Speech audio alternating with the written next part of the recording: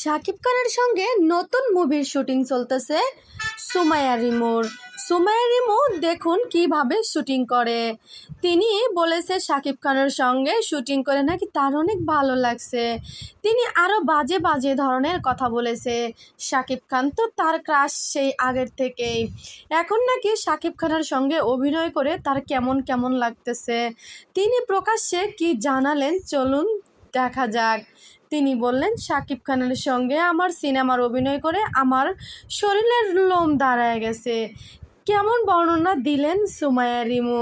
সুমাইয়া রিমু তো আগে থেকে এরকম। চলুন দেখে নেওয়া যাক সে কি বলে।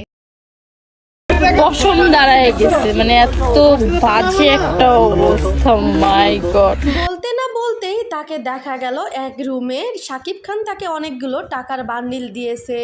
এতে কি বোঝায় বন্ধুরা, আপনারাই কমেন্টে বলে যাবেন। সুমাইয়া রিমু এবার শাকিব খানের সঙ্গে এক অভিনয় করতে গিয়েই তিনি দ্বিতীয় অভিনয়ে ব্যস্ত হয়ে পড়লেন। যদি ভিডিওটা ভালো লেগে থাকে লাইক শেয়ার সাবস্ক্রাইব করবেন। ধন্যবাদ।